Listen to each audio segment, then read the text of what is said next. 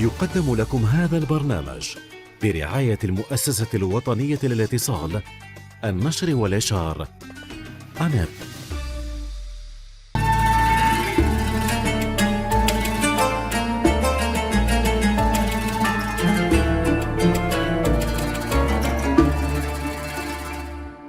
بسم الله الرحمن الرحيم. الحمد لله رب العالمين، وصلى الله على سيدنا محمد النبي الأمين وعلى آله وصحبه والتابعين، وبعد. أيها الملأ الكريم، السلام عليكم ورحمة الله وبركاته. De la Vigerie à Al-Muhammadiyya. C'est ainsi que nous avons débuté notre introduction de la dernière fois, et puis je vous disais, imaginez un faisceau spatio-temporel qui va vous faire voyager entre ces deux noms qui sont en fait pratiquement deux dimensions. L'une chrétienne, incarnée par la Vigerie, et l'autre mohammedienne, incarnée par le sceau des messagers sallallahu alayhi wa sallam. Deux dimensions qui vont avoir beaucoup de rapports avec la religion, mais aussi avec ce que les chrétiens appellent la diplomatie sacrée, du moins si l'on se réfère à l'encyclopédie Migne, et que nous, musulmans, appelons la diplomatie religieuse, tout simplement, ou bien ce que certains appellent siyasa al-shar'iyya, c'est-à-dire tout ce qui a trait à une gouvernance conforme à tout ce qui est licite dans le code canonique de l'islam.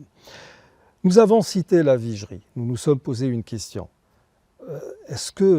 Qu'a perdu le monde avec l'établissement de la Vigerie et de son institution sur cet endroit qui est aujourd'hui la grande mosquée d'Alger?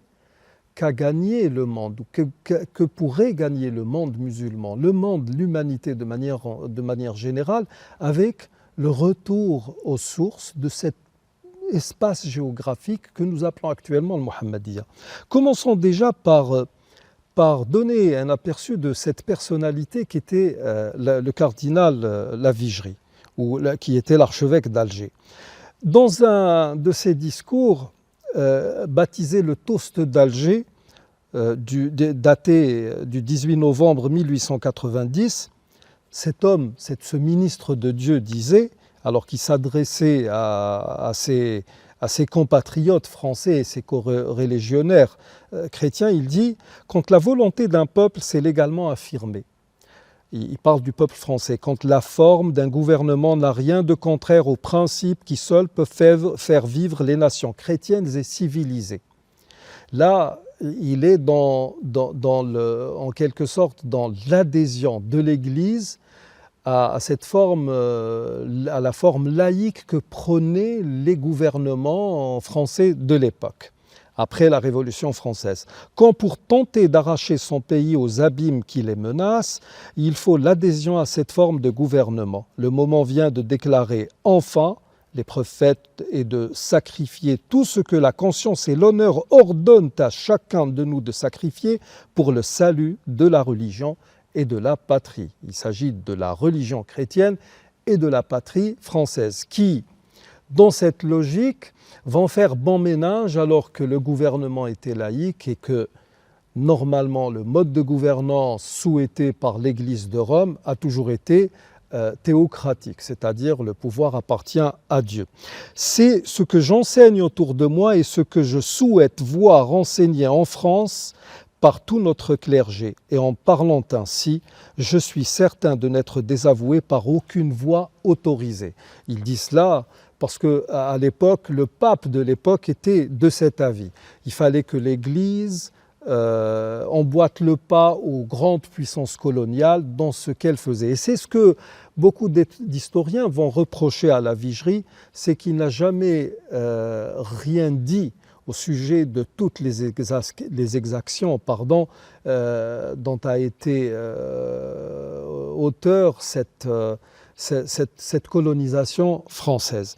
Alors, nous, en tant que musulmans, la première réponse que nous donnerons à ceux qui adhèrent à cette idée, parce que, sachez-le bien, si les grandes époques coloniales sont révolues, il n'en demeure pas moins qu'il y a un néocolonialisme qui sévit à travers le monde.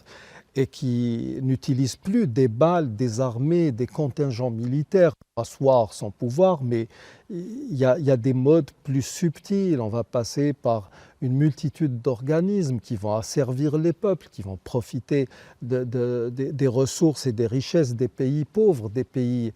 Et donc, à partir de là, la première réponse que nous allons donner est la suivante.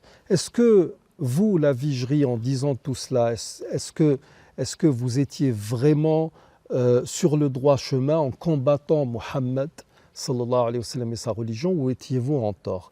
C'est à cette question que nous répondrons lors de notre prochain rendez-vous. D'ici là, je vous dis astawdi'ukumullah alladhi la tadi'u wada'i'uhu. Assalamu alaykum wa rahmatullahi wa barakatuh.